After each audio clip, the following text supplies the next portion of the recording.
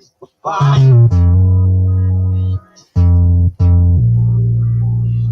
wah. Welcome. I Hey, don't know, buddy.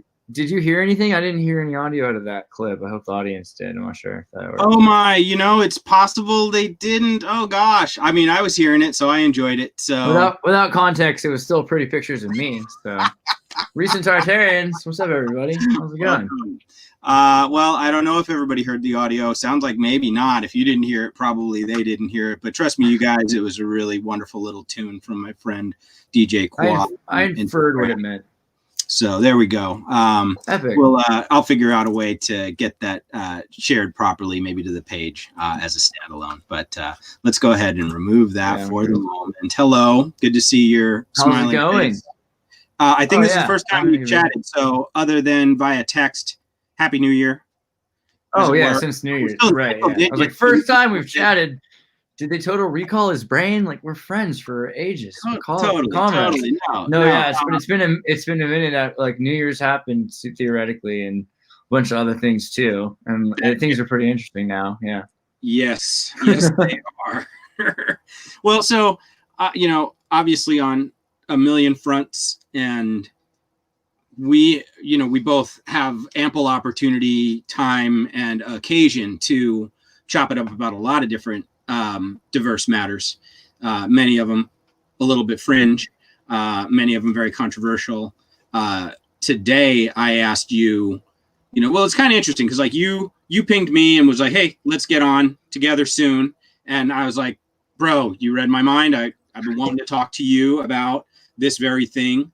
And the content of our individual chat was pretty much right away was like, you updated me. I quit Instagram. And I'm like, yeah, I'm out as well. Now, we had talked about it a little bit ahead of time, so it wasn't totally a surprise for me to hear, oh, you went ahead and did it. But it's kind of a big deal, right? I mean, it's probably our biggest platform, our funnest, like, casual sandbox. It was for a while.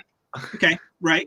It was for a while. It was for a while. That's the thing. Everything comes in waves. MySpace was hot. I used to have a lot of followers. Like, things happen, man. But like, the thing that's really cool is that this is the first time. What's really unique about jumping off of Instagram is this is the first time that a bunch of people arguably are able to do that in the mainstream because of a TOS, terms of service problem.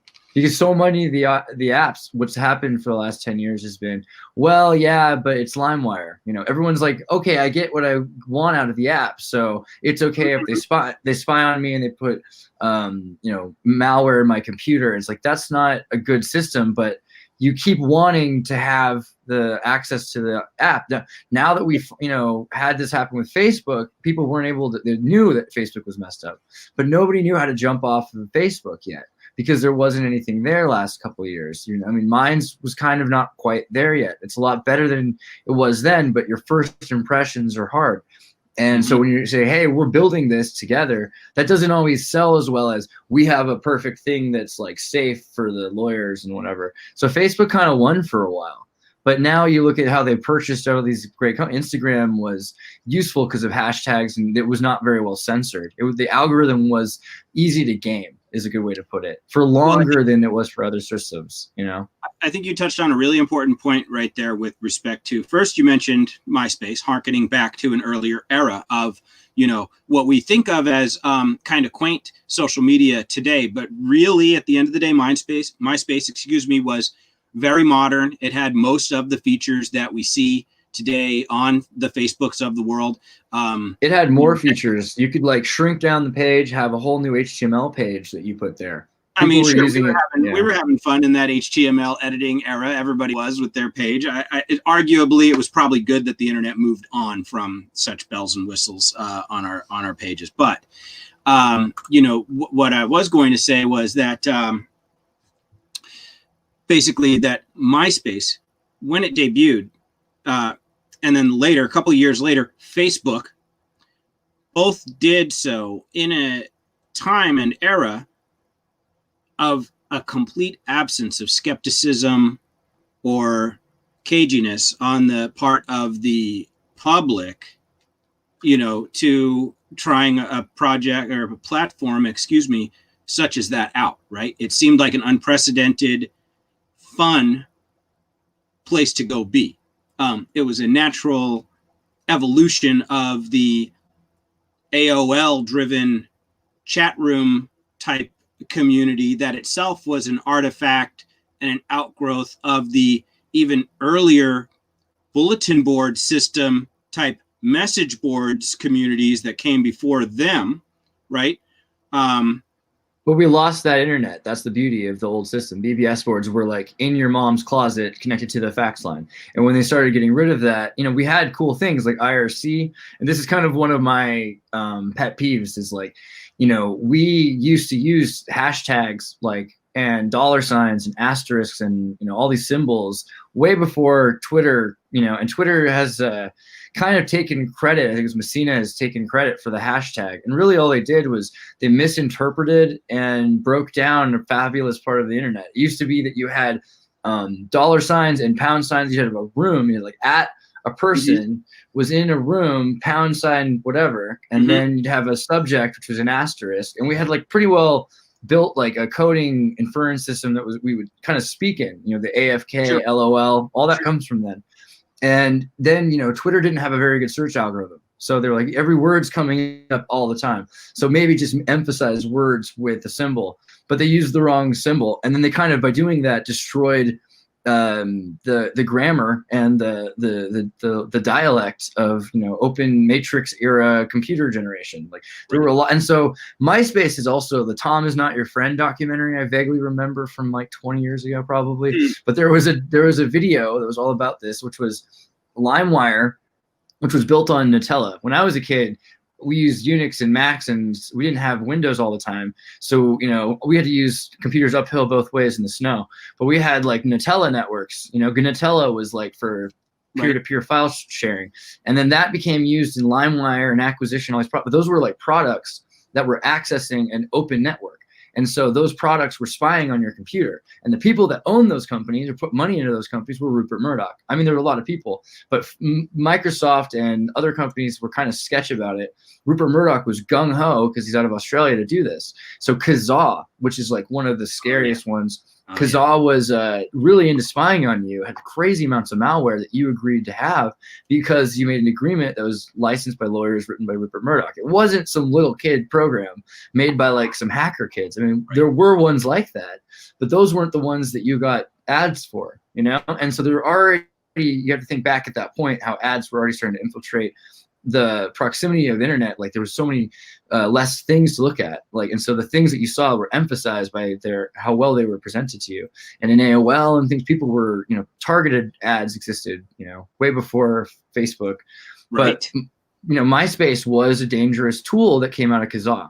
They took all of the malware features and they were like, look, we don't need to even offer them file sharing. That could be like a really small part of this.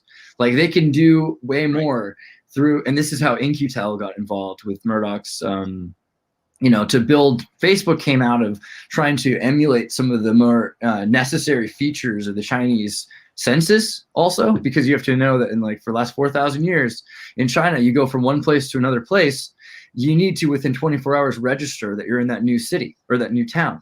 Like you need to tell them where you're going and when you're going. And this is not some new thing. This is how China works. And so a lot of empires have had this sort of and then when you go to South America, you register your passport when you go to a hostel or something like that. Like everyone is constantly registered where they are.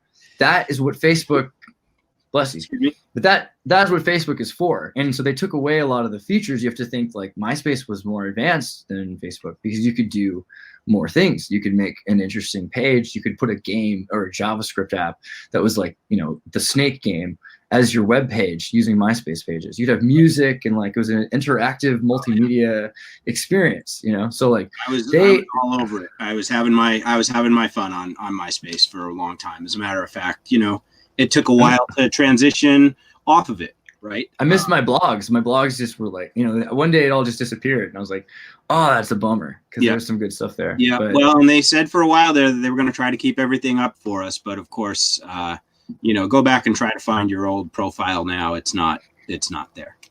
No, there was apparently I found out about a month after it was too late that they had for like several months opened up that you could contact them to get your stuff back, and it had just missed the point. I was like, oh, this is great. Right. Yeah. So, hey, for anybody just joining us, first off, thank you everybody who's with us right now. I think we have 12 people or so hanging out already in the chat, and I've screened up a couple comments from friends who are coming from both of our audiences. I'm sure you're seeing them as well there, Andreas. What we got together to sit down and chat about today, of course, is Andreas and I are both trying to move on from Instagram as a major platform and a pillar of our social media worlds. And the whole Facebook thing, because the TOS changes are for all the companies Facebook has purchased. Yeah, this is an ecosystem-wide thing. Yeah, this is why Elon Musk recently tweeted use Signal, because Signal is an open foundation that forked a product that was purchased by Twitter. And so they took over this other thing, and they've made it's basically based on BitTorrent. The guy who did the Pirate Bay started building originally. So there's a lot of reasons why we want to use apps like that and the things that exist. But it's good to probably point out the problems with the terms of service changes, because there's a reason why I used it begrudgingly up until a month ago. Yeah. And there's a reason why now I'm not. And it's basically because now they are beyond. They record all your text messages. They download access to all of your information. They scan for files and photos and videos. They're listening to you at any time. They can open up your microphone and Instagram and just listen to you for commercial recording purposes, which can then be, accessed by you go. I'm going to light my torch. Well, there's just some crazy things that they've added, and it's especially scary with WhatsApp, because WhatsApp was designed to be, around the world. It's really popular outside of the United States. It's just becoming more popular in the United States, arguably. I mean, it was so for the last 10 years or more, everywhere you go, people are using WhatsApp to talk and not use cell phone minutes. So that was really useful during the Egyptian revolution and the overthrow. That Facebook blocked, I think, 48,000 people. AT&T, which owned American Trade Towers at the time, which was a cellular company, blocked out access to internet. And so the only thing they had to go on was using Signal, Text Secure, I think it was called at the time, in order to communicate while, Twitter basically, television, radio. And so it was scary because you see in real time what it's like to destroy everyone's communication systems. But it's also amazing to see how we still have alternatives, and more of them have been built now. Because, I'm starting to realize also in this political hubris that we always get into, that it's not about left or right or up and down anymore. Really, it's more about techno-realism and techno-idealism. Really, at the end of the day, do you want the world to be a way, or do you see that the world's doing something and you need to change it? Those are two different ways of looking at the world. So some people are building these platforms that are, they're there in the background. Now we have Minds. Now we have PixelFed is a pretty good open source. It's like you told me about that one. Yeah, and I'm still working on trying to get their search algorithm a little bit stronger, because I think that's a big flaw in almost all of these, is that you need transparency on how you find and how things are suggested to you. And the more things that you don't understand how they're suggested, you should be able to say, I only want to see content made from people that have less than 20,000 followers for the next hour or whatever I'm looking at. I want my suggestions to be filtered by, I'm trying to find that, or I want to find this. And taking away options like that, and especially with the app. Cheers. But yeah, they're setting it on your television. You can't access live or any of the special filters to look through your algorithm. And so that's just crazy. You don't need that. And so, and every single one of the other alternatives, though, like Parler, for instance, is one that's there's a lot of promise to Parler, but it doesn't have full on, it's not free software. You don't know in the long run what's going to happen with it. They're not necessarily free speech compliant, because things can be erased. And so that's why I think the best thing is to get away from the political ones and go towards a neutral platform that's more just about free speech as a foundation for its existence. The more that it's about the technology is transparent and that the information is free, and it's for historical preservation purposes, etc., then it's less about, and that's really good. You don't want it to be like a partisan issue, like what platform you're on. That's the biggest scare for a lot of reasons. You should not be so divided. And this is what happened with, Facebook, is like they started hiding people from each other in echo chambers so that they can't communicate. And so if you have two separate platforms entirely, then that's two different buckets that they can both watch that you can't see from one cell to the other. So we want a universal platform. We want to share with people that are dynamic and diverse and have different opportunities and different opinions and different hypotheses and have different experiences. And so you want people from all backgrounds to use the same platform. But you want to be able to do it in a way that it protects the individual. And, Instagram, listening to your recording, you're in the middle of the night, like your house, like it's not the way. Have you ever put down your phone in one room and walked to another room to have a conversation with somebody before? Well, I suppose. I know I have.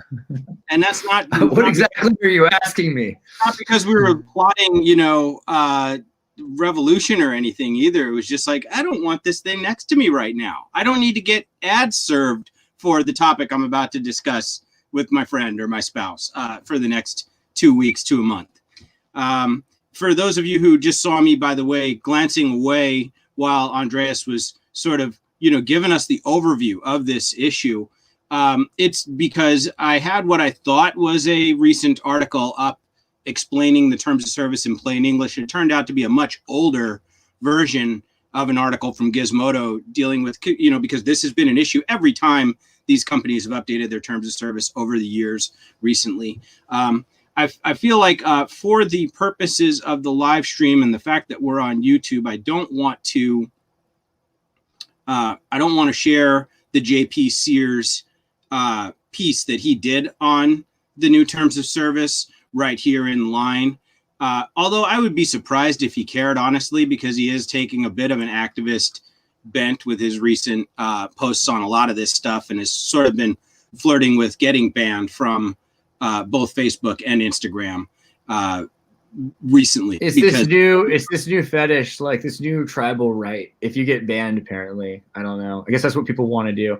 I don't necessarily want to get banned. I want it to look, if I get banned, I want it to be for, I always like it when I get in trouble, that it's for the most absurd, ridiculous, like he did what?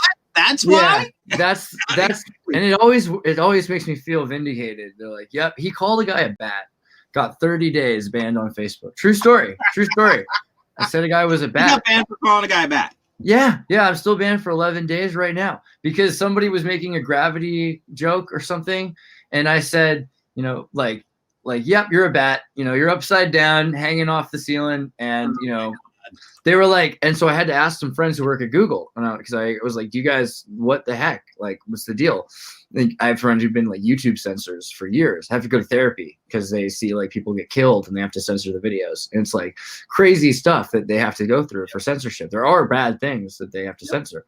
But then they're like, I don't know what it must have been that triggered it. It could have, what it was maybe is that this last couple of weeks we've been hearing a lot of people calling, I'm almost afraid to say it, but like bat eaters. And it was like, oh, yeah. And I was like, oh, the robot. Oh. So like,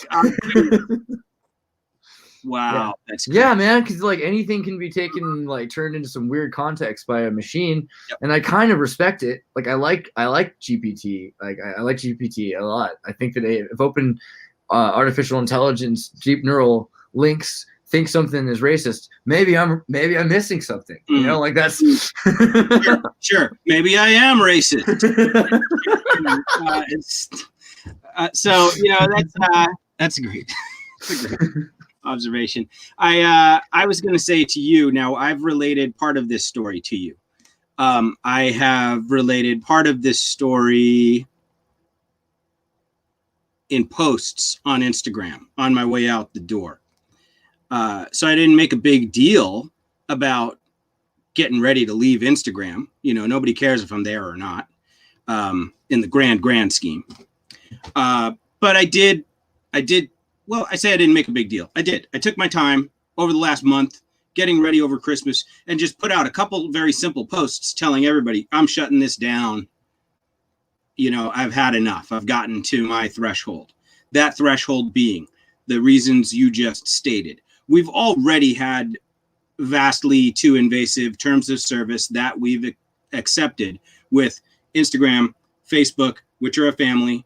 Some of us were on Instagram initially, let's not forget, because it was an independent platform from Facebook, and we enjoyed it for that very reason. And then they just came right along and gobbled them up, and you were stuck there.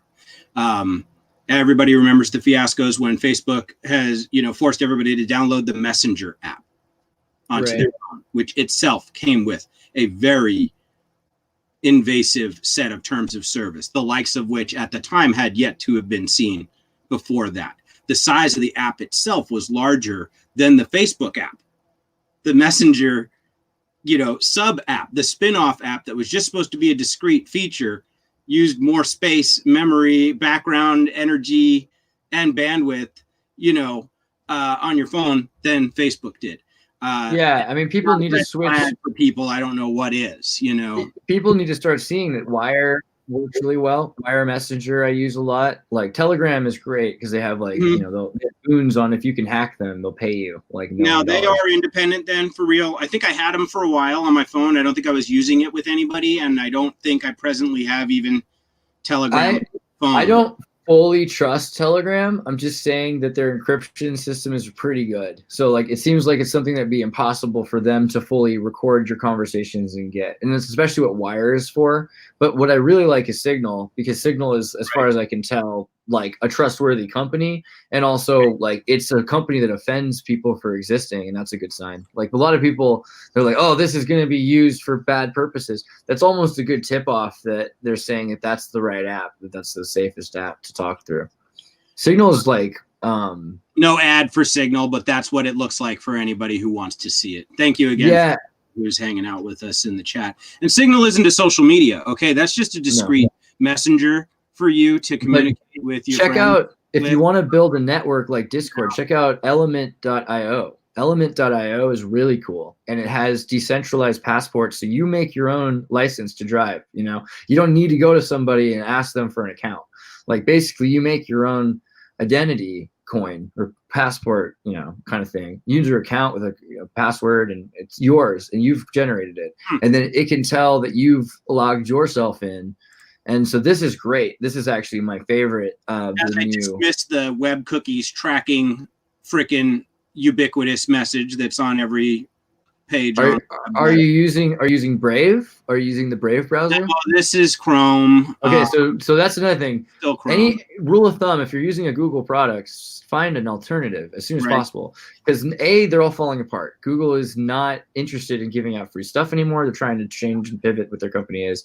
B, their stuff is, you know, it's tracking you and it's bad. So Brave is cool because you actually earn tokens by using it. It also can block all the scripts. If you ever go to a journal and it asks you for a login, or it says you've had 5 or 6 of the reads of the month or whatever, you can press block scripts and you can read the whole journal.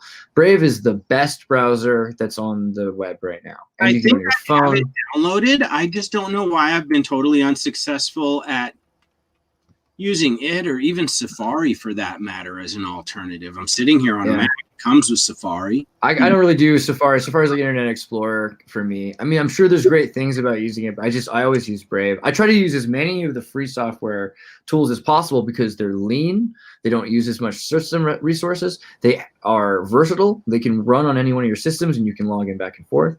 And they don't spy on you. And they have access to, you know, whatever anything that you want. You can install Chrome extensions into Brave. So it's a duck that quacks. It does what it needs to do. I'm sure I have it, but I'm putting it back down. It is built on Chromium, so there's a reason why people like Firefox. But I've even worried about Mozilla recently. But like Mozilla is cool, but they've started to change a bit also. Right.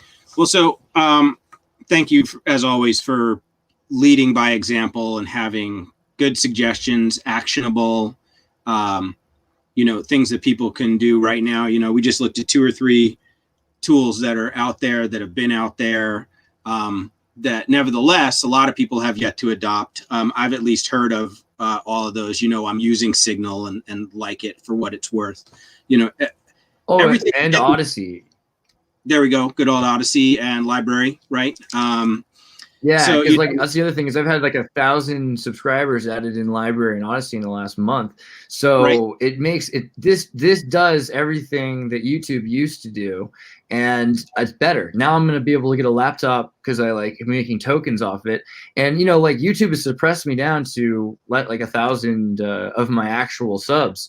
There, even though it's got like 11,000 most of the time. By the time they just make sure that things fail. So being able to put my videos up here has been huge. And now I don't worry anymore about YouTube. That's a huge liberation. I think that's let's understand that together. And with, anybody who's listening, and watching right now, because this is a thing that, so we get on and we say, we're going to talk about Instagram. You immediately point out that, Steve, we're really talking about Instagram, Facebook, WhatsApp. They're a big family, and all their TOS are for each other and work together and leverage you even harder on their behalf.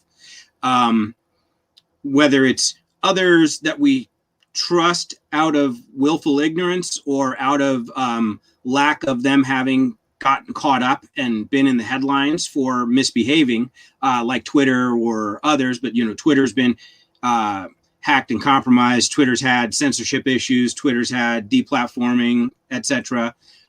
So none of these are free of these problems. Likewise, YouTube. Likewise, we talk about our online habits, whether it's mobile. Over here, I'm pointing at my phone, or on these screens on our laptops and desktops. Our browser's following us. The browser's got cookies in it. It wants to track us all over the web after we leave different sites, and indeed does. And we all have somewhere along the line signed up for this and signed off on this. And this was done, has been done to us. Like we've been clicking that banner dismisser for years already. For years. Yeah, you have to think about endgame. Like right now, there are AI simulations of you that Facebook own that are at like your clone in a virtual reality. And it sounds like sci-fi, but I'm not exaggerating. Yeah. There's a system out there that has every one of your decisions you've ever made. And I'm talking not just in your life on Facebook, but not just on Messenger's been in your phone. It records, sorry. Yep, it records every movement, accelerometers, it's getting all that. But they've gone and bought Blockbuster video records and your credit card records and your dad's credit card records, and people that don't have Facebook accounts, Facebook owns investigative companies that look into those people. Definitely. In like discrete discussions, like on the podcast to my mic, talking to my audience, it's like this model of you, of all of us, has been getting built for decades. And the old data has been rolled into the new data. It just adds richness and context to the new data and provides a backdrop to the new data. And no matter how much we may try to contain the collection of new data, no matter how many good best practices we may try to employ in our personal lives, online, obviously, or offline, which we're never offline when our devices are always online. Well, the world's online now. And so you don't have my dad. You have one spy in your pocket. You have 50. You have 50 little assholes from different apps reporting to different, excuse my French, assholes somewhere else. And this isn't people they're reporting to. They're reporting to, like you said, models, machines, massive, dynamic, searchable databases that spit back out different answers when you're like, well, what if this? What if that? Do this with these models. Do that with these models. Serve this to these models. How do they respond? Oh, they love it. Kick it out. Well, you've got also your, old people and people that are anti-technology, and there's a lower resolution in their study of them, but it's a pretty decent resolution because they still know their shopping habits, what their groceries are, what they eat, where they drive, when their cars get fixed. They know all of these things about a person ambiently from when they hang out with you, and they're recording on your device just from being around. They know a lot about people that don't have these devices anyway. But the people that are like us that have this stuff, that we're higher resolution measurements of human experiences on timelines, which is what Facebook has called it for a long time. And so the timeline records your choices and your reactions and choices, as well as ambiently everyone else's. So they're able to kind of predict in AI now what is a socially acceptable response to things. And so there's tons of, and William Klaus is saying, I believe in that. It's not even a belief thing. Go look into OpenSim and OpenCog, and you can see some of the back end for the stuff that they have in proprietary form. Because you're obviously not going to be having access to some of the Facebook records. You can see some of the patents. You can see some of the things in Oculus about it.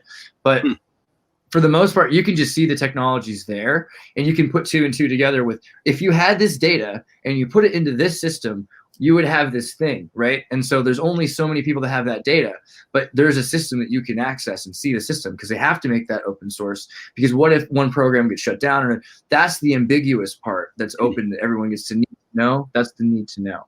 So we do have that, but what's really scary is you don't necessarily know what your choices are tomorrow, but they kind of do, within a range of probability of 90 some odd percent. They know where you're going to be, where you're going to sit in your house, when you're going to get up, when you're going to the bathroom, where you're going to, what if someone were going to make a wild, crazy, random decision, what's the probability of it being something that they've planted on your Facebook while you're scrolling by, and you're like, oh yeah, Disney World, or whatever, Right. No, they not only is it something that's not hard to believe in or imagine, let's try to understand that there are whole industries devoted to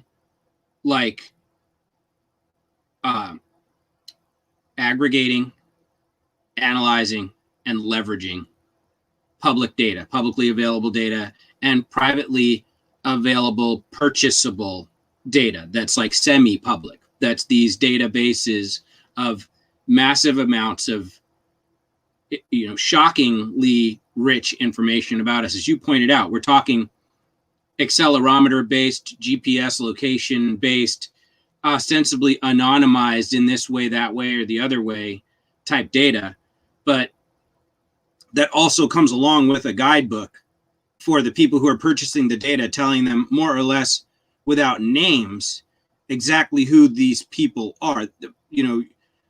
A corporation trying to sell you products, right? To boil it down into like stupid consumerist material things here, doesn't need to know your name in order to accurately predict your needs and be there to intercept you with a perfect product the very next time you go to start scrolling.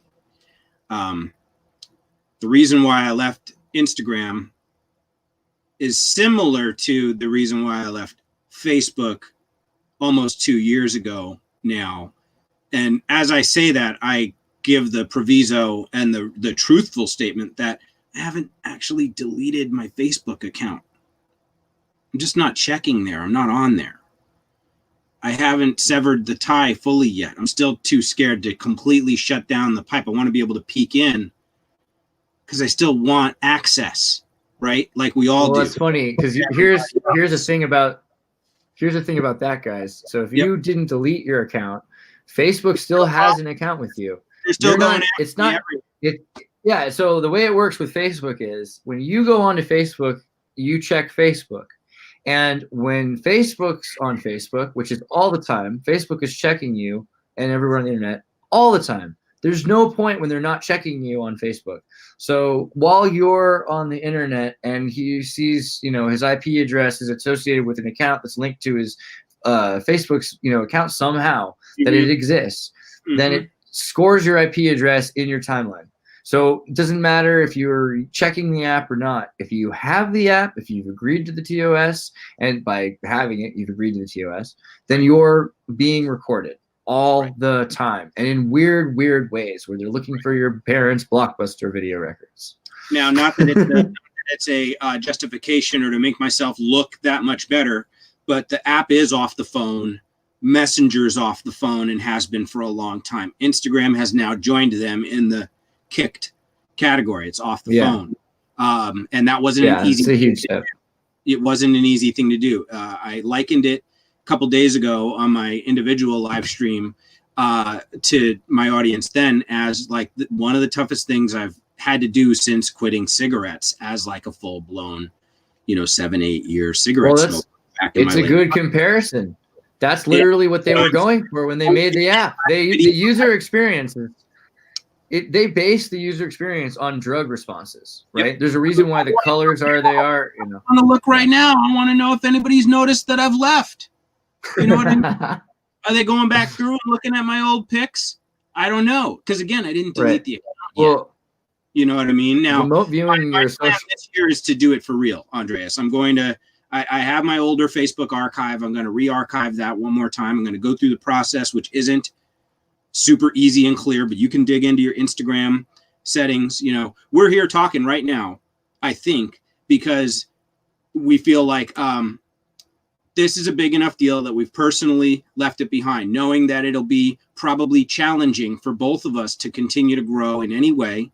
Okay. You fancy yourself a truther, you fancy yourself a fringe research topic person, a content creator, a person who has a message to get out to the world, or a reason to sit down and do some work on the computer and, make some content, right? We build content. And neither of us is that well compensated for it in any way that I can tell.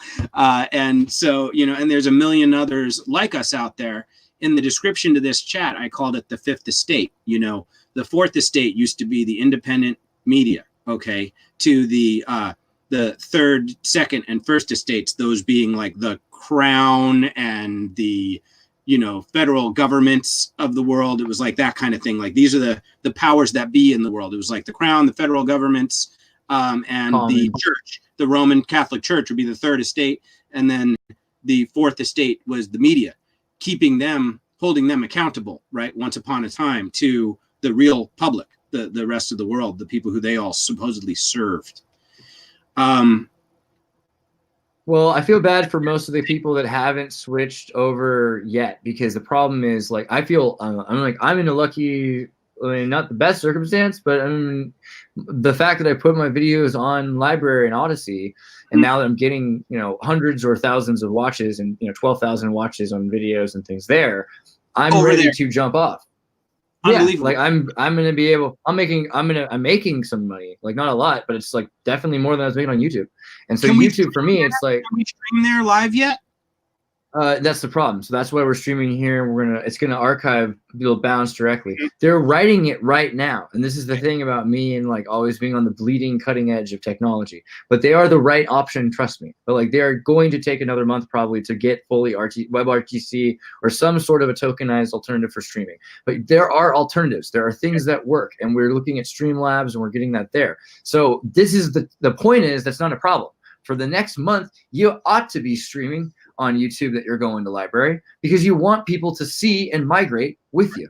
You don't want to just, and this is what I'm saying, I feel bad for people that are going to just have to fall off of YouTube because they don't know what's coming, and they're going to lose 100,000 followers or more. We the people that we talk to who make videos, they're kind of a little bit further cemented, that have, 250,000 or 500,000 subs. They're more entrenched. They're not going anywhere. They're just more entrenched. And so getting dollars. They are getting some dollars. The thing is, a lot of those 250,000 channels are only getting 2,000 views now, so they've really screwed the pooch on them too. So but they don't know what to do about it yet, because that's where we were like 2 years ago. So the thing is, you have to constantly be like, hey, I'm a suppressed channel. It's not just me, it's the algorithm. It's promoting other people first. You need to check me out on other channels. We'll have more material that's only available on that channel. We'll have exclusives on Odyssey, and like, people will then see the video on YouTube, go to the other thing. And we keep doing that for a month, and eventually then Odyssey won't need YouTube streaming live anymore. So Odyssey, for anybody who doesn't know it, I had it up on the screen briefly earlier. I'll maybe put it back up again later. We're talking about a big, interconnected, really interrelated topic here. This is like how to even function in 2021 as a person who wants to exist online, but not also be, continuously exploited from every angle every time you touch a product or platform or service that you're interacting with. So how can we, begin, without being comprehensive? We're not about to give you guys a PowerPoint presentation or anything like that. We can do that another time. But this is more a matter of like Andreas and I chatting together about kind of what we're already doing personally. We're in similar spaces and places. We inhabit a lot of the same platforms in terms of, getting out our messages to the world. And this is something that I think, we all, both creators and people who simply want to go out there and enjoy good content, real independent content, like that's still a thing, barely.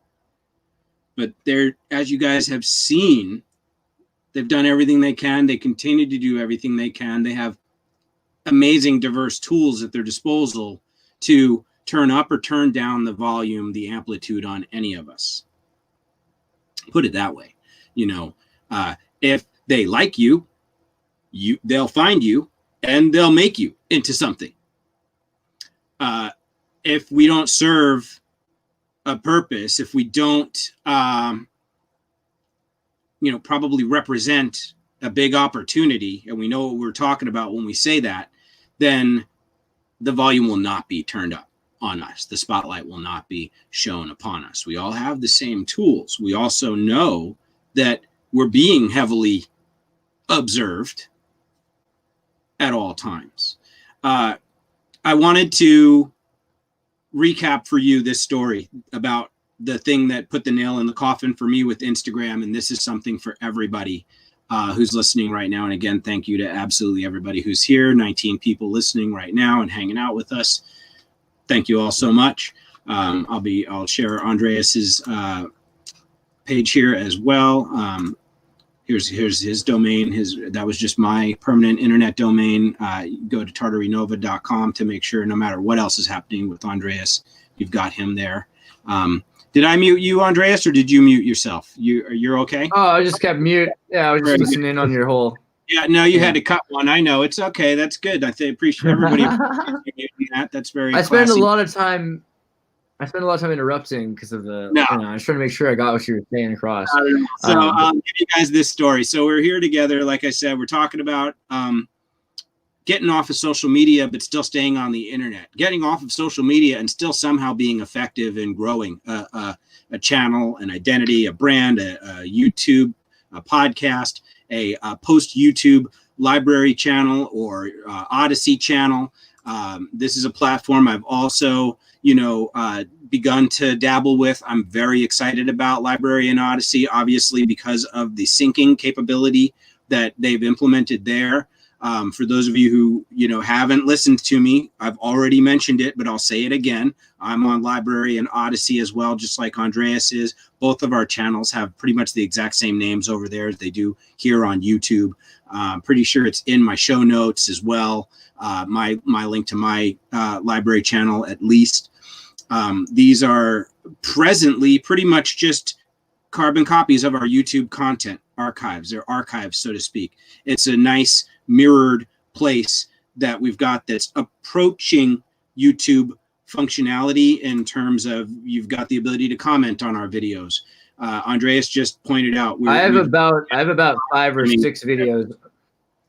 I have about 5 or 6 videos that are exclusive on Library though, because there's certain things that had problems with YouTube, and they've censored in weird ways, some of my content, right? Like, and it's like I get BBC and Mosfilm to submit to my fair uses of copyright, and then Google will give me a problem because they say that there was adult content when we talked about Kubrick and the metaphors of like the hotel fire of 1948. I mean, It like, was really, a like, 1.7-second eyes wide shut clip that flashed in the background there. no, they let that go. That's, of course they're into that. That's the craziest part. That's probably the only reason they let me stay on the internet is like, if you had to be like at the NSA watching somebody, you'd probably rather be watching my channel. I think that should be in my commercial. But like in general, like most people are, they're worried about. I think sometimes I'll say something I don't realize how essential it is to something else, because it'll be like this other thing. They'll be like, "Oh, like he revealed that," and like that might be because they're so like the videos they've taken down are so weird and they're not like that bad, and like I feel like I got worse material. Yeah. I got like 5 or 6 hour like conspiracy like videos that are nothing but movies, and none of that's. There you go. They let that happen. Straight up manifestos that are still out there. Well, so speaking of things that are unexpected, that, instances of censorship, instances of feeling the icy touch in your inbox or the touch of a community guideline strike. The nail that was in my coffin for Instagram, and again, for anybody who makes content, I see a bunch of people in our chat who are fellow channel owners and runners, people who do research on fringe topics. So I'm talking to all of you guys in particular. The nail in my coffin for Instagram was I came on the app 4 weeks back to what they called like a community strike of some kind. I screenshotted it at the time. I'm not going to dig through the phone, scroll back a month to find it now. It's somewhere in my phone. But I did screenshot it, showed my wife. I couldn't believe it. We removed a post because it went against community guidelines. The reason was it was promoting the sales of drugs or alcohol or drugs or prohibited substances. Okay, baked in a wake, right? You'd think, oh, Steve's selling weed in his DMs or buying weed in his DMs or something like that.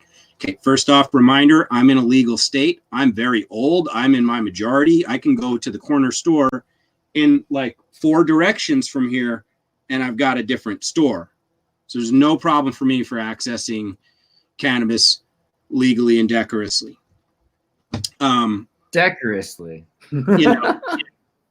Let's say in compliance with the law. All right. Yeah, but you're just a stone awake guy. Right. So now, and I get it. Instagram happy to be awake.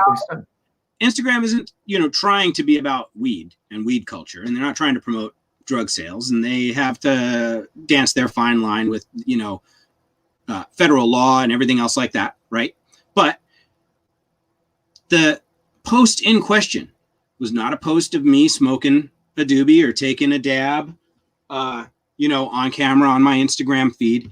What it was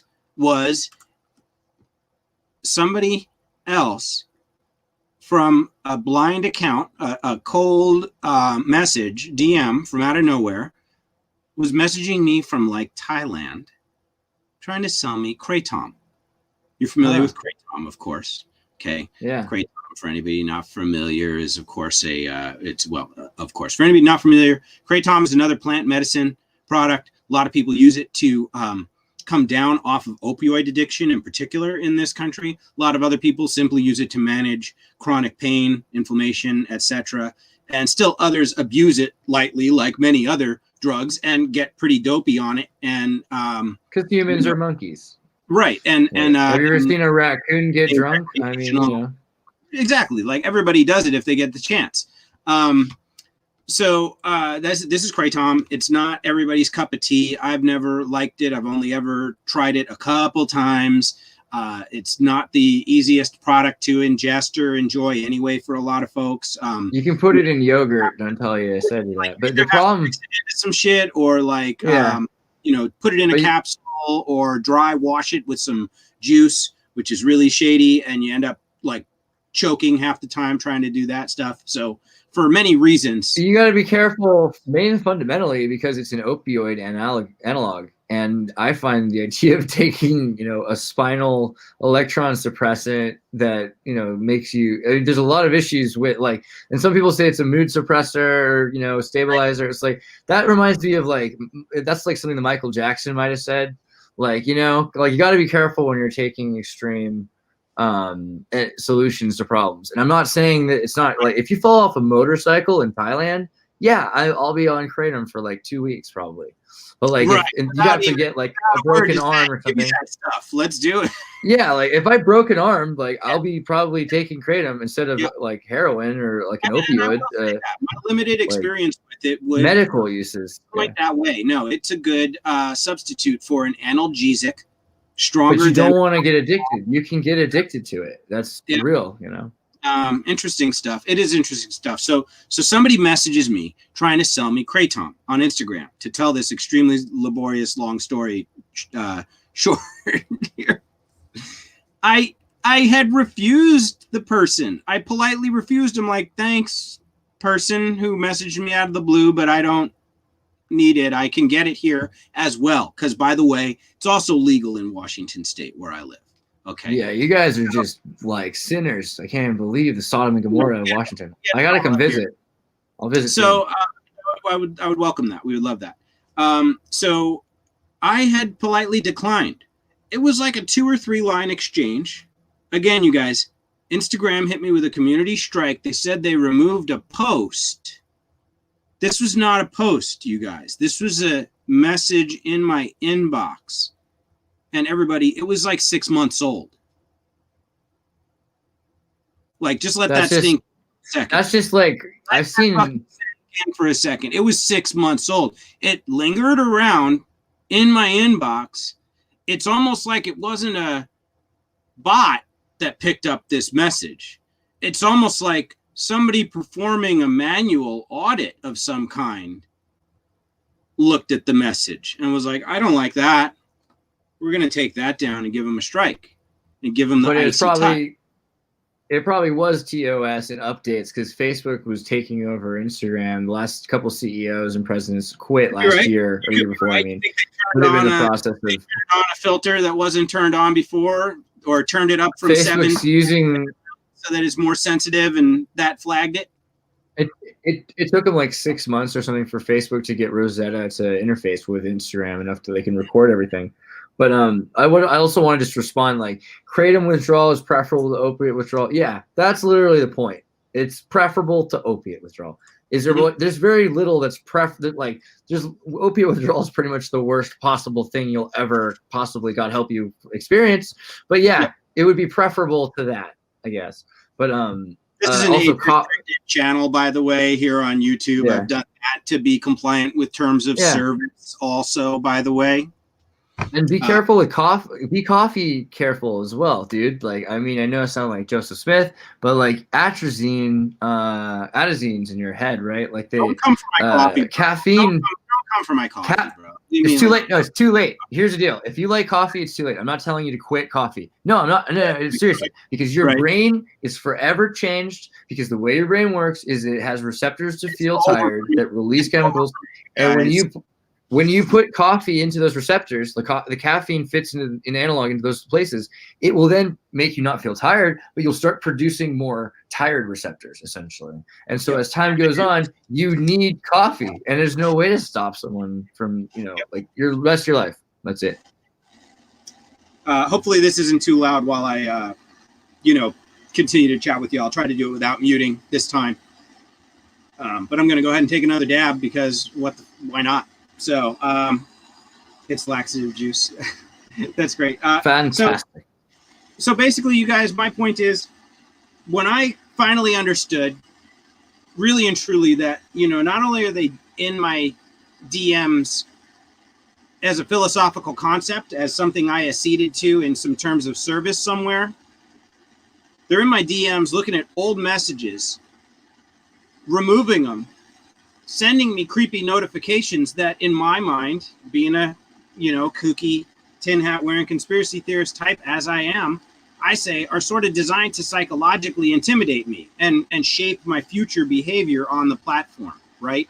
So they want me to, behave a little differently, a little better, even though all I did was reject that person's offer and send them on their way, and maybe neglected to delete the message myself was my only error in this case, I guess. You should have reported them to Interzone Police right I guess I away. should have reported the account. Oh my God, you're right. I mean, right? It doesn't even occur to you that you're supposed to turn people in. So you're not New World Order enough, man. There The you kids go. are So gonna have to learn that. It felt to me like I was being, behavior modified a little bit with that notification because it was a very inconsequential message. I wasn't actually trying to accept that offer or take advantage of that offer in any way, shape, or form. Maybe it was the fact that it was Kratom and not cannabis, and Kratom is even more fringy and weird than cannabis in some ways to them. I don't know. I just I was done. That was enough for me. They're in your inbox. Everyone, please understand this. See, Vasilius, try it with yogurt, but don't do it too often. It's just, so I think the problem really, though, with the TOS is the modification behavior. That's the thing that's kind of the weirdest to me, because people like you and me are going to maybe recognize it a lot and we're going to be able to overstep it, but most people aren't, and they're going to be a lot of kids and they're going to be trained on how to behave. And this is AI parenting, and this is really the future of, we don't realize it, because I was always wondering, how is AI going to take over society? And like, I started realizing it's not that complicated. They make this is almost literally why they want jobs at this point. Just so that you're out of the house for a minute, so the kids can be like looking at the screen for 7 hours. So boom, done. I can't make up this story. This happened less than 24 hours ago, and I'll tell it as close as I can to exactly as it came up. I have an 8-year-old and a 4.5-year-old son. The 8-year-old, they both have phones, old phones of ours. They use them on Wi-Fi inside the house. They love them. They're software testing masters and app downloading fiends. Judge me. Go ahead. I don't care. The older one says to me, Dad, will they know on Safari if I search for Fortnite Nerf guns? And will I get in trouble for it? That's what he wanted to know. 2 questions, 2 separate reasonable questions, Yeah, and my wife was like, what do you mean they? And he's like, the people on Safari. Yeah, he's not an idiot. He knows what's happening. We've had this kind of a similar thing. Quentin here, like, he's 7, wants to play games, and we did the YouTube streaming thing. We're trying to figure out he could do Twitch, but Twitch says you have to be 13 years or older. And he recorded a video onto this PlayStation, but he thought that it was streaming onto the thing. And I was like, oh, no, we're not going to do that yet, because we can do YouTube Kids or something, but you can't do when you're 13. We'll follow the rules. But he doesn't hear me right, and he's like, my God, I'm breaking the law right now. I'm uploading to Twitch, and I'm not 13, and like I'm a criminal, and my whole life is going to be a crime for the rest of my life. I'm gonna have to hang out with criminals. I'm gonna have to like live on a sailboat. It was like crazy to see, and like I had explained it the next day. So like he went to bed thinking he was like dirt of this earth. He 100% did. 100% did. It was amazing. Well, and that's a perfect example of deeply powerful programming setting in, and only by directly trying to counteract it and mitigate it to some extent. If you observe this, occurring in young people around you, can you try to help them at all navigate through this, right? A big thing with women's profiles on Facebook is that they give them increasing amounts of likes to start, and then they start limiting their likes, which causes them to sexualize their pictures more. But it also causes them to conform. So you've got 2 levels. One is they're conforming to sexuality, and so younger and younger people are putting out more and more sexualized images. But also they're conforming to social norms. So if they're getting less likes because they're not liking the right things and they're not in the right places, their Pokemon going where they need to go in order to be, at the meme of and that's fascinating in of itself, watching these kids, because then guys like girls, and they'll start to try to emulate and go do the things that they want, otherwise they, the ones who do, like they don't end up like worrying about their own, like they think that they're going to lose out on the social, it's peer pressure. Yep. So it's amazing because we've learned how to police ourselves through a gamification of social media, where they give points to the people who police the others better, and to the people who conform, they give them slightly less of a punishment. They give them maybe like a few more. You got 20 likes today. Good job. Right. Well, so this is something that you're probably well aware can be examined in the light of a topic known as cybernetics, right?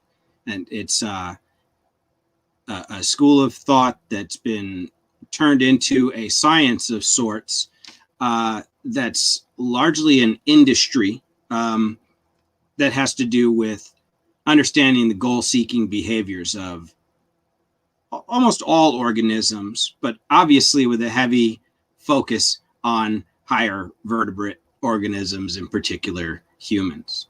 When we're talking about cybernetics as it pertains to humans, it has everything to do with our natural, instinctive needs, urges, and desires, and that already have built-in systems in both our bodies and society and culture, like mimetic society that's been built for hundreds of thousands of years without much effort at all.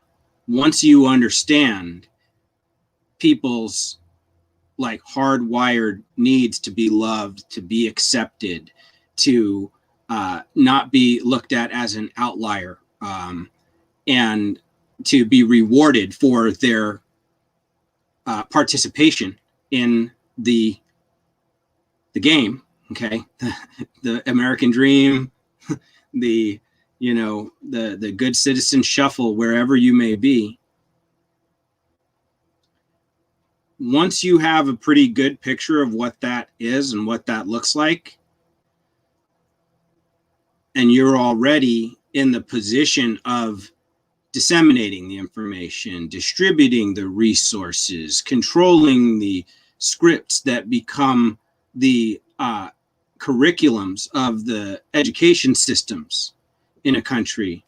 Obviously, this extends to the media, that formerly independent fourth estate of the what we call today the mainstream media, the very ones who are trying to inhabit all the same places we are on the internet. Every platform independents are at becomes colonized very quickly by big corporate entities if it shows any promise, shows any longevity at all. YouTube is completely transformed from what it was just a few years ago. It's arguable that it wouldn't be the number 2 search engine in the world and number 1 repository of video content in the world if it wasn't able to evolve, or if it had not, I shouldn't say wasn't able to, if it had not been allowed to evolve the way it did, which was a dramatic shift away from pure independent content and a natural system of making visible content to to subscribers from creators, similar to the way Facebook's news feed was manipulated in years past, where Instagram's scroll feed was manipulated in years past as well. We get up every day and act like and feel like we're looking at a discrete, clean window, a straight pipe, a switch to whatever platform that we're interacting with and participating with. But really, we're looking at it through like a really cracked, broken lens that is also being like vampirically sucked off of by 5 symbiotic or parasitic other platforms that want, need, use, and rely on you getting on Facebook, Instagram, a Google product of some kind or another. It's something that people have warned us about since the dawn of the internet. They've all been fringier, nerdier people than us. Some of them were even smart enough to avoid smartphones this whole time. Some of them have never had a Facebook account. We like to laugh at those people usually, and it's very easy to be dismissive of them, drop a boomer joke on them and keep walking, right? The 13th monkey's like, who's laughing now? Ha ha ha. Yeah. It's there you go, right? There you go. We all know 1 or 2, right? Arctic monkey being 1. Probably Twilight is Naya's laughing because she just got him a smartphone this week. So last really? week, There we go. like that. Down, it's over. Well, so I'm thinking of trying out some solutions, including like going dual phone and trying to use like a simpler phone outside of the house now and then. There's alternatives to Android now that are built on Android, like Brave is built on Chromium. Like you can get I forget what they call CyanogenMod for but they have like a version that's stripped down. 13 Monkey says his phone died. That's so good. I knew it. So your cat peed on it. That's why. But yeah, if you had, it's old. It's a poor cat. But like if you have like a CyanogenMod on your phone, you're probably able to run most of the apps you want to run anyway. And there's ways that you can stop using all of the the Google features, and pretty soon that's going to become a bigger deal. I think over the next year, I'm going to start migrating even my phone. There we go. Off of that. But I mean, I feel like that's back around, because that's what this conversation is about. Is we need to move on. We need to take the initial hit now. We'll do it first. We're off. We're offboarding. There you go. We'll do it first, and we'll let you know how it goes. But first on, first off, right? Yeah. First on, first off. Yeah, totally. No, I mean, my YouTube account is ancient. That's the other thing. Like I've had it since before it was Google. But like that's 2006 in my case. So didn't do much with it at that time. But I was what I mean. By all means, and that's what I'm saying. It's end of an era of relying on these. Now what we have, instead of just mainstream media, instead of just mainstream media and true independent media. Okay. We also have mainstream social media, so to speak. And we have to build and participate in and support alternative types of social media. We have to find other ways of still getting out there. How have we both done it? We've got domains that we pay for out of our own pocket, that at least if you don't have a YouTube, or if you don't have a Twitter, or if you're deplatformed from everywhere else, hopefully that's the last place that somebody finds a way to come after you. Maybe by the time they're coming for you at your web host and trying to get you to take down your podcast from your podcast host, maybe you've said some inflammatory shit by then. I don't know. I don't think I'm in danger of any of that, but I think we both feel like you can say what you thought, or have what you thought was a productive, positive, helpful, educational conversation about something topical that lots of other people talk about as well. And somehow we can get penalized for it. Somehow you can even be literally, community guidelines striked out of existence for it. Yeah, it's crazy. But again, reiterating to Bunky, this is why, check out if you had just gotten into this video later, like why we're talking about terms of service on Instagram, because it's pretty bad, man. And like the point is Facebook owns Instagram and WhatsApp, and they've basically made it. They're on your desktop too. Yeah, so they're doing everything they can on your desktop. They're going to leverage the desktop computer and anything that's on it in the exact same way. And as Andreas mentioned earlier, devices. We're making. I'm going to put a bunch of new episodes out on Odyssey and Library, like exclusively. I'm going to start doing a series more like probably like daily, like videos outside. I didn't walk around just talking shortly every day. I need to consider doing that as well. Doing some library specific content and starting to, try to make it more than just a shell or a dumping ground for you.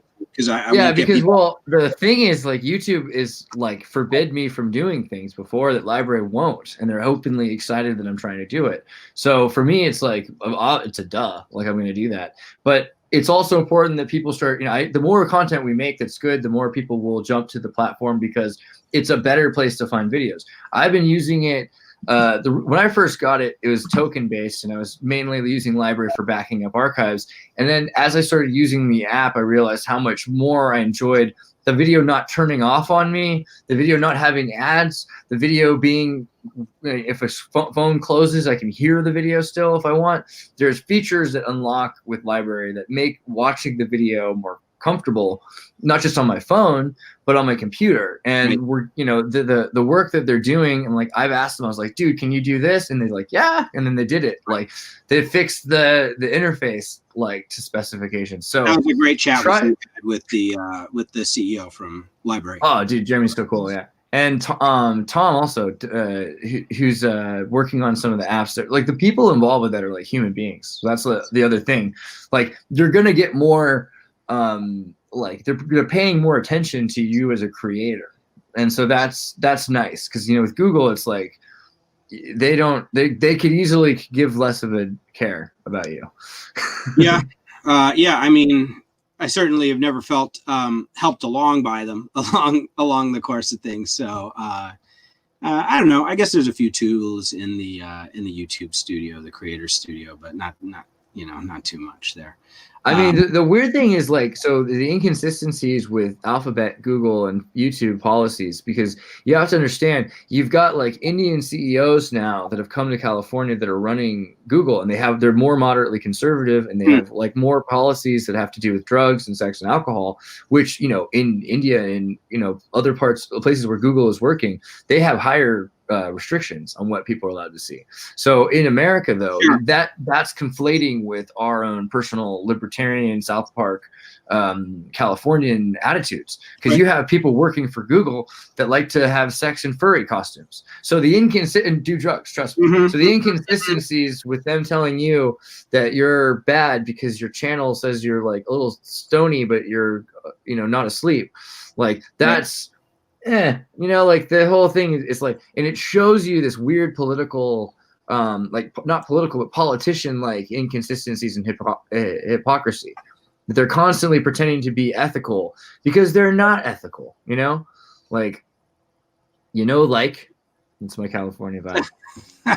Well, so it's fine. You know, we're actually just having a live conversation. So unfortunately, they don't get the same Andreas that we get when you sit down and do one of your many excellent and thought-provoking and wonderful and rewarding documentary style videos. I try not to say, you know, like in any of those. I appreciate that we get to hang out and talk like this when we all, you know, just like everybody in this chat that's been here so far today, there's nobody, you know, I probably have a few new faces, I'm sure, in here in the mix, but it feels like a bunch of family in the chat. I see a lot of the same names that we see when I show up for a premiere for you, for example. So, you know, stoked that everybody would sit here and listen to both of us talk about this.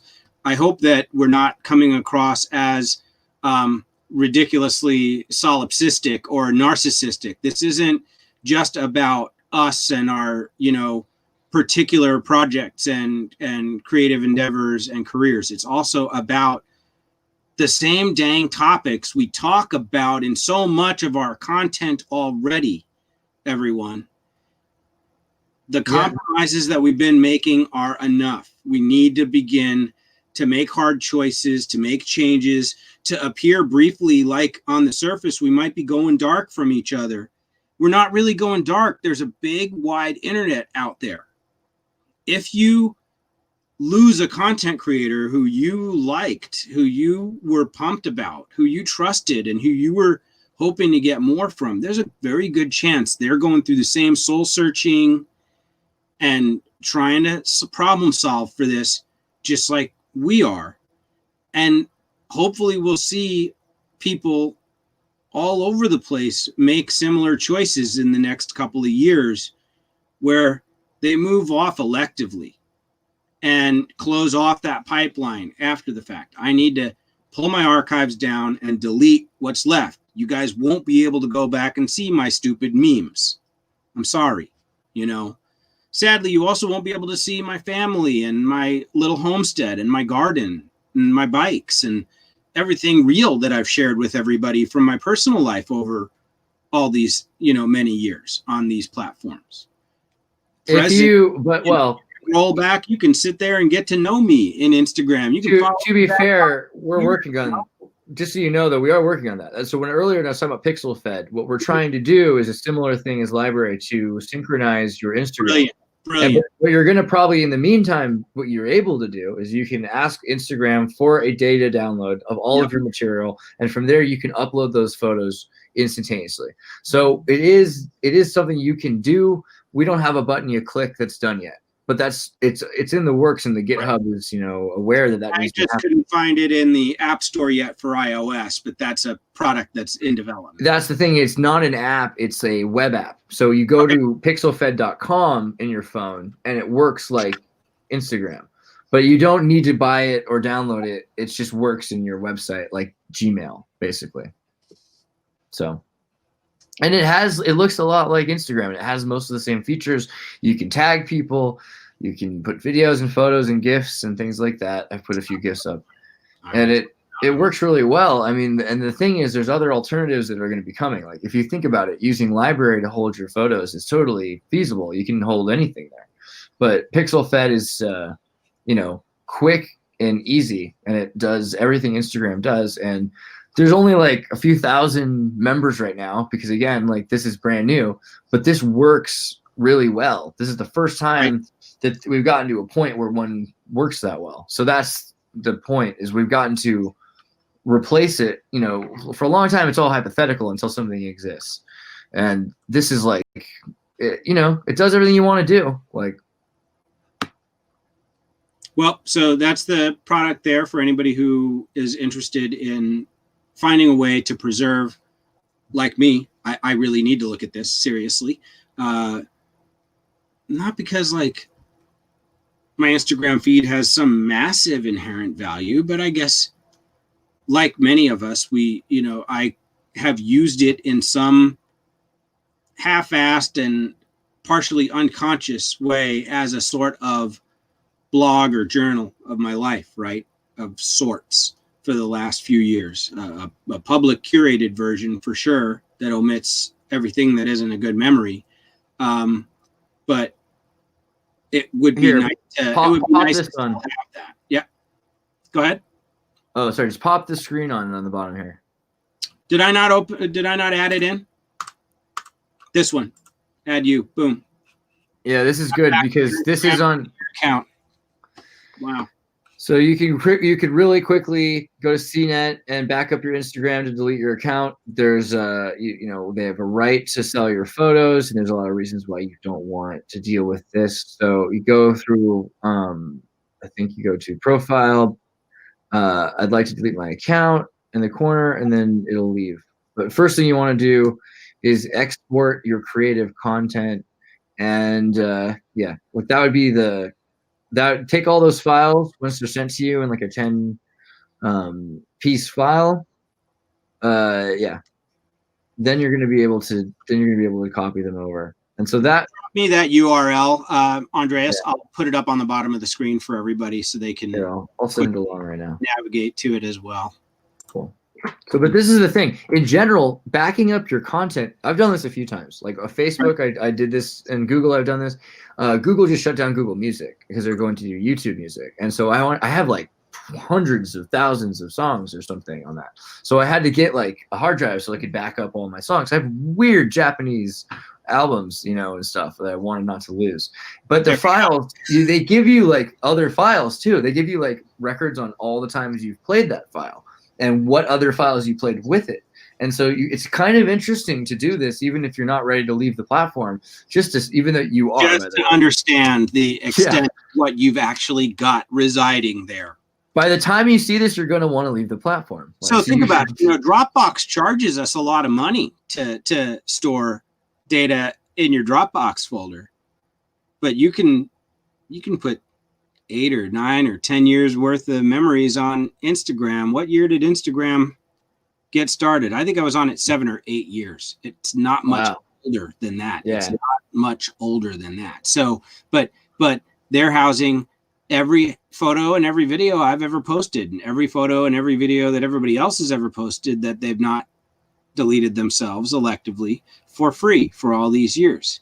But you sound like Quentin today when he lost his game. Don't worry too hard. Like I've lost all my vines. I had there's a lot of apps out there that I used to have that aren't here anymore. So you can get used to losing apps. The point is you can get your content while you still can, Right. and the app still exists. How many times have I just had MySpace shut down my blog? Well, at least once. But you want to probably back up your content as soon as possible on everything you have.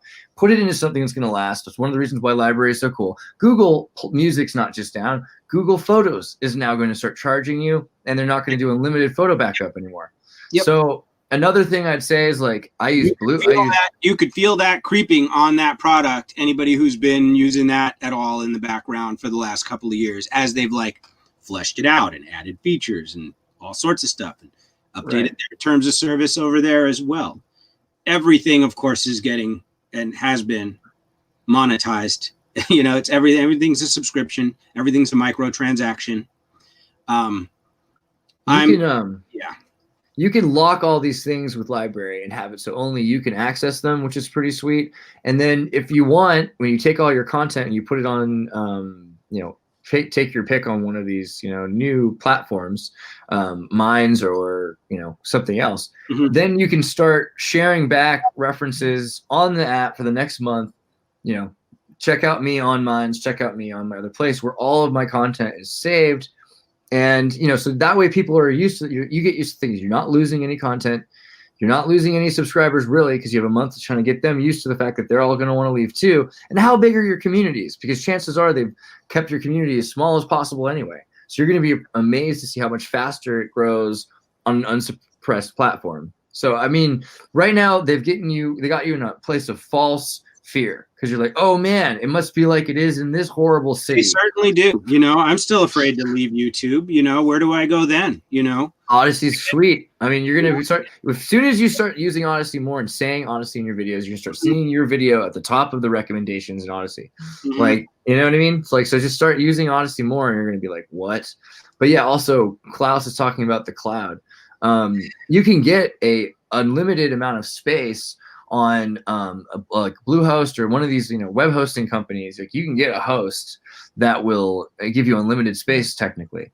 And so that's for me, I have never had a space problem in my life because all of my stuff I can put on my own cloud because they've had a web server since I was 14.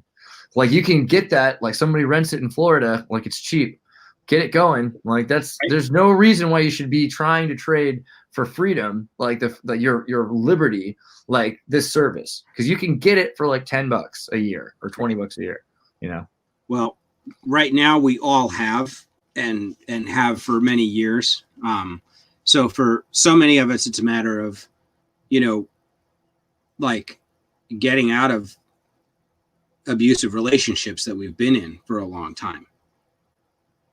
Seriously.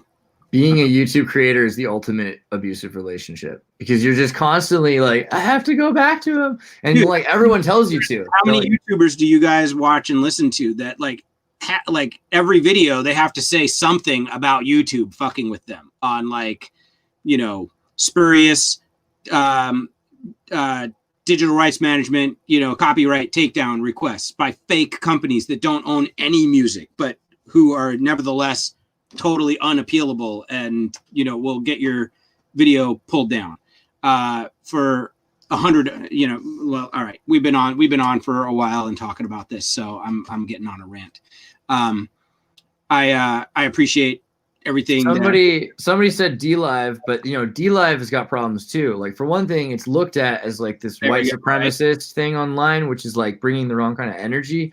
And the other thing is that it has banned people like Owen Benjamin and Alex Jones. Alex Jones is whatever, but it depends on, I don't care. The idea of limiting the speech of anybody who's famous or not, it's going to make it harder for you if they can suppress they saw the president has been removed from Twitter and Facebook. If they can suppress the president, it's easier for them to suppress you. If they can suppress somebody who's got 1 million viewers, it's easier for them to suppress somebody with 1,000 viewers. So you got to expect that if DLive is willing to remove you from platforms, it's probably not the safest thing. But there's a war against them.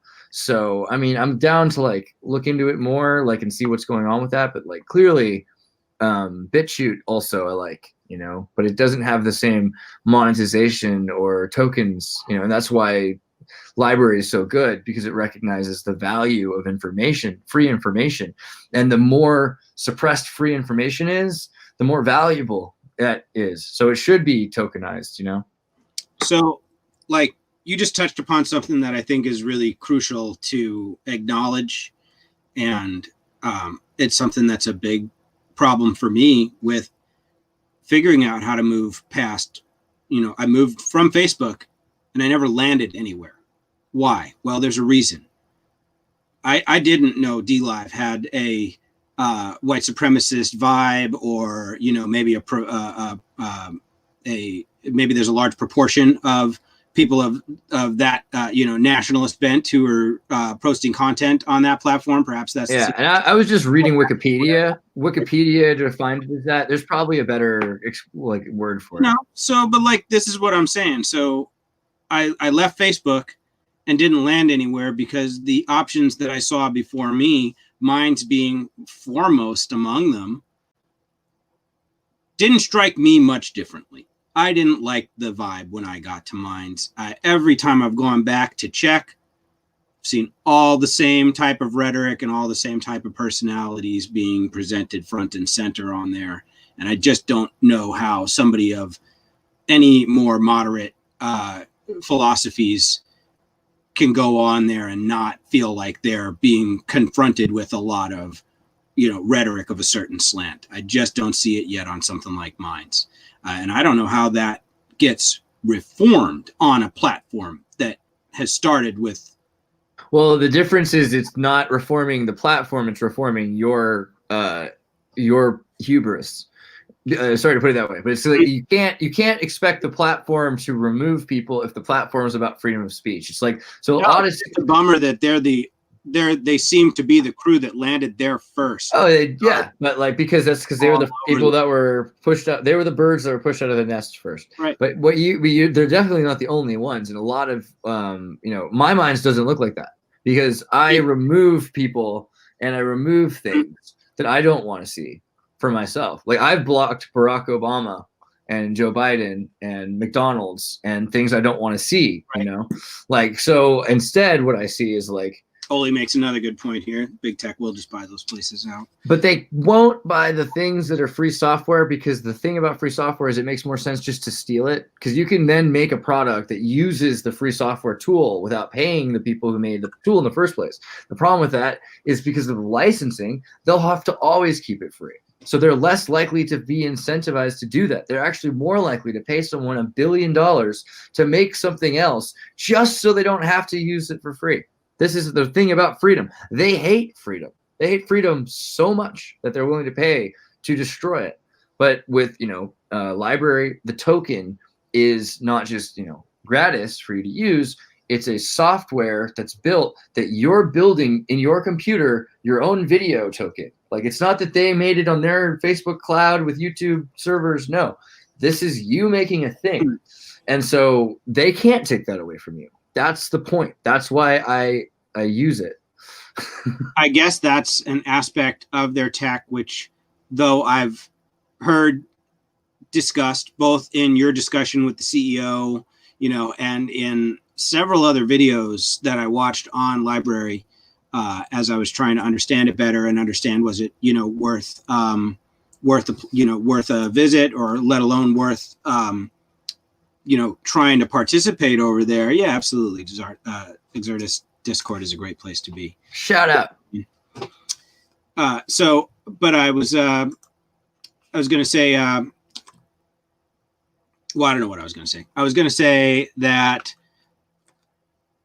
I left Facebook, never landed somewhere new, because so far the places that I've seen, they sucked, and the people there were jerks. Yeah, I'm not excited.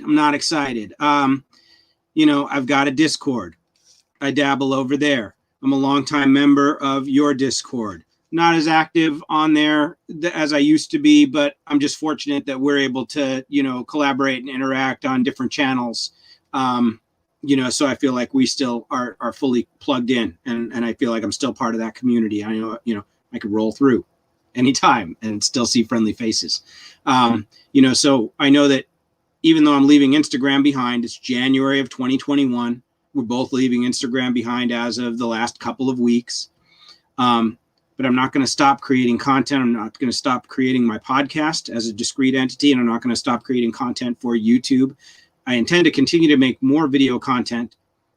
Presently, I still am looking for a path forward with YouTube for 2021, Andreas, because like we just talked about, we're still looking for some features over on an Odyssey that we don't have yet.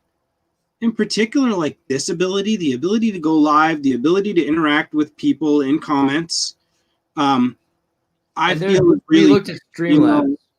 Streamlabs is almost there, and like I said, we've got like a month left on that. But like I do think that's the perfect. Right. That's that paid tool from them. I like the feature set. It's like another buy. That's all. OBS is free, and you can do stream. There's an OBS. Slav is based on OBS, so you should be able to use OBS to do it.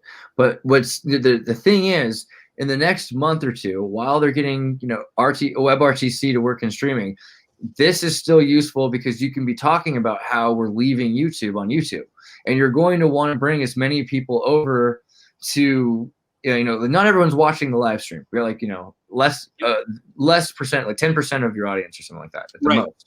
Right. And so more of them are going to see the stream on library then, because if you just take it off of YouTube, so it's only there while it's live for a month, and like they're then, okay, well, I missed it. I have to go see it. It's on library. It's a great idea. So that's kind of what I'm doing more and more as I'm using YouTube to mock YouTube. I'm like, yeah, I don't really want to be here, but I gotta be. Talk to you, bye, and then I'll go to exactly. So we've been on for a bit. It's we're about rounding 90-minute mark now. I want to let everybody else get back to their busy and important days, and in particular you as well. I know it's a little later for you than it is for me right now. Such a busy guy. We've got what we've got here really, Andreas, is an ongoing conversation, right? This is a problem that we don't have all the solutions for yet. We're literally testing platforms and solutions and trying to find ways. We got together today to talk about it, in this fashion. And, you left us with a lot of great suggestions. So for those who got here late, I suggest you roll back in the stream a little ways. We did a little bit of screen sharing of several different products. Let me brass tacks it for you, though. Like really, the fundamental thing is, the tools didn't exist a few years ago that exist now. We have the tools, and so this is really exciting because there's a lot of these tools that are like brands that have companies that are like paying programmers. So we have tools that are just as good or better than the one. In fact, they're way better than the ones that you've been using. The other thing is there's not everyone on there yet, but there's a lot of people on there, and the people that are jumping on there, they might suck until you bring your friends. That's how the internet works. Bring your friends with you, it's not just a party. It's like a fiesta. You're going to have every kind of person there. And if you don't like them, ignore them. I know that sounds like your first day at school, kid, but seriously, this is a big, bright internet. You're welcome back to it. I know it's been like 10 years since you've seen an internet. You've just been inside of the intranet. But that's where you're going. You're going to a place where there's a lot of people, a lot of opportunities, a lot of content, and just bring your friends, and it'll be fun, and you'll like it. Well, there we go. Well, you can help me. You already do. You really already do. That's why we continue to talk, right? Super appreciate you for that. You too, man. I love you. No, I thank you. Seriously, like I guess what I'm going to ask you now, as we get ready to sign off, is to let's do some of what we've been doing here already on YouTube, perhaps together over on Odyssey and Library. Take that spirit of, connection and collaboration. Like, I feel like you're one of my friends and you're one of my internet friends. Like, this is pure internet friendship going on right here. We haven't kicked it yet. You know what I mean? That is so weird, right? That's weird. But like, I'll text you random shit. Oh, yeah, you're my bro. Like, if you needed a couch. You know what I mean? There we go. Likewise, get out here and, we got some great stuff to explore out here. in some of our favorite subject matter areas. So, Oh yeah. Everybody, we're gonna wrap it. We're gonna ask you guys to, please share both of our channels somewhere with somebody in your lives. Share a specific video, even better. Like, this is a great video, and I love this person's channel. I actively watch this person. They're fun. They're educational. Take anything from either of us and share it with somebody. That would be the very best way that you could support either of us today, especially as we go and continue to embark on our personal development journey, our relationship with the internet, the new robust, yoked out 2021 all pervasive 5x5 5G internet that's been working with us and building on us for ages. This is where we're at, and we're having to make personal decisions as creators and as people everywhere, what we're doing with these things in our pockets, what we're doing with these things on our desks, what we're doing with these things in our kitchens. My friend had an Android tablet connected refrigerator in his house the other day. Dude, you know how many of your products have RFID chips in them so that your smart refrigerators can tell you when your milk is old? You have no idea where the future is going. It's crazy. I'm in a part of the country where people are playing with that stuff, and it was hilarious because it was my first one that I saw that wasn't in a store, that was in somebody's house. I'm like, motherfucker, you got this thing in your house? You gotta be careful. Tim's got Windows. They're working on the, automated blinds and everything. It's crazy. I wouldn't want, I knew people that were parents were building automated systems in the 80s and 90s for the military, deadbolt locks and generators. That's how they lived their lives at their house. There was nothing. It was like Amish, except for when they turned it on. No computer in their house. They were programmers. That's how scared they were. They raised their kids like hippies in the woods. That's a conversation or a place to take it up in the future with us. Be. Let's understand. Let me remind people like Bill Gates and fucking Steve Jobs who won't let their kids touch technology. Yeah, no way. Who won't let their family near the social media. They're like, no, you don't need that. Right. Yeah. Go ahead though. Yeah, it makes the perfect sense to avoid it, and then you got the commoners that are all programmed and they're being controlled, because the best thing you can ever do is be unique, and the more unique you are, you just completely separate yourself from the old things and start defining. That's the other thing that I like about these new platforms, is you're defining what they're going to be by you being on them. You're choosing what they're about, whether they're about love or hate or whatever.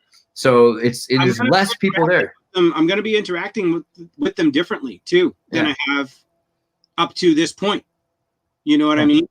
I've got to. I feel like I've got to. And I've been reading terms of service for the last couple of years. That's another thing that I'll part with for everybody. If you don't already, it really doesn't take that much time to read these TOSs when they update them. And you'll at the very least get a couple of eye rolls, maybe a couple of heavy sighs, maybe even a couple of oh my's out of yourself as you're reading these things. So much so that you'll begin to really ask yourself if you don't need to think differently about how you're using a lot of these apps. TikTok is no exception. Any of these other popular platforms are no exception whatsoever. All of them are doing this to us. So, but yes, Andreas, you keep leading. Yeah, I just want to say really quickly, make sure you guys subscribe to us on Odyssey and Library. It's the same thing, actually, if you subscribe one or on the other. But do subscribe, and if you haven't made an account, use one of our invite codes, and you get a token. We get a token for you using our token, because you're connected to the community. They actually help proliferate communities. So go sign up and use Exertus or Baked in Awake. I don't know what your invite code is, to make an account and start using the thing and see it for yourself. That's just a place to start. And if you like it, you'll stay. I think you will. I think so. I so far have had great vibes over on Library. So and it seems like a really functional platform. I look forward to that being a great place for what I have created already to be able to live on and maybe be the first place that I can try to go and move to and inhabit and put some new energy into in 2021. That's, tied to what we do here, because that's what so excited. We're kind of talking about, like how to still have fun with the internet, how to still be out there, how to not unplug and throw it all away. Right. Getting views on my videos, it gives me energy. I feel excited. Like if I only get a few views, I'm like, oh man, but I kind of get through it because it's important. I feel like any way to do it. But like when I see my old videos getting hundreds more views all of a sudden, people saying this is making me think and change what I'm thinking about and doing again, it makes me pumped and want to make more material. So libraries put me in a. You're getting to new people. Yeah, it's huge, and it's making me want to make more content again on library. So I'm stoked on that. I like that. As you know, I'm there, but I apparently need to occupy that space more fully. So, throw it down, bro. Throw it right down. Together in the coming year. Let's get together again very soon. I'd love to talk. Whether it's Tartarian topics with you or something like this that's like just very germane to our collective real lives. Guys, again, to both our audiences, this is about everybody. Rethink what you're doing with these apps. Go read the terms of service of Instagram, Facebook, even Discord. What are they doing to us? What are they doing? Yeah, Discord. They've got microphone access. They've got contacts. Yeah. They've got DMs. You're doing a lot over there. There's a lot of action. Be a little careful with Discord. Try again. This is why I said elements. We're looking for alternatives for all this stuff. But the next year, we're going to be completely safe, I think. That's the beauty of it. I hope so. I'm working on, stopping acting like a baby on the internet. I'm more than experienced enough now to be able to take the time to reform my usage. I downloaded Brave on camera earlier here with you. I'm going to go off of this call, get that thing up and installed on the Mac here and click around on it just a little bit and acquaint myself because I do know I need to really curtail the use of Chrome. You're doing the right thing, man. Yeah. I mean, you're being conscious. These things aren't easy. And I'm just admitting how entrenched all of these habits are for me that, I can. Every step you're taking is a good step. There we go. I mean, you're doing one thing at a time and everything you're doing is great. Like now that you're going to have Brave, like it's a huge step. And the more that you're trying to make material and you're like, let's make a video on, like, we're going to do it. So and we're doing it now because the thing is, as soon as this video is done, I'm going to bounce it to the library channel. So it's like, and I think yours is automatically archiving. So this will be on library. Right now. It is. Yeah. But what this will be on library in a minute. Well, yeah. Well, what I may go ahead and do is do that very thing. Like leave it up on YouTube for just a few days, but then make it unlisted here.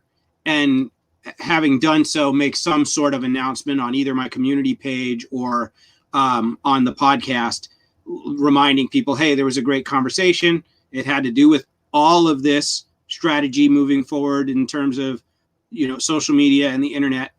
And you can still hear it if you want to go and check it out over on library. So everybody, thank you guys. Andreas. Thanks a lot, man. It's so great to be here.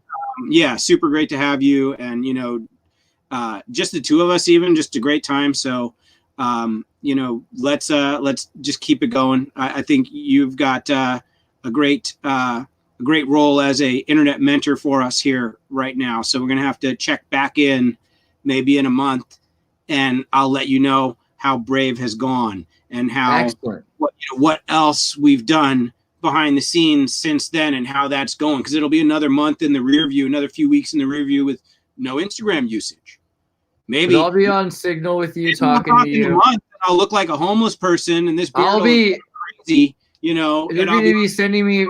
You can send me photos in Signal. We'll get you on PixelFed. We'll start doing all the things. So by the next month, you'll have been talking to me most of the days. I'll be your AA support for like anonymous.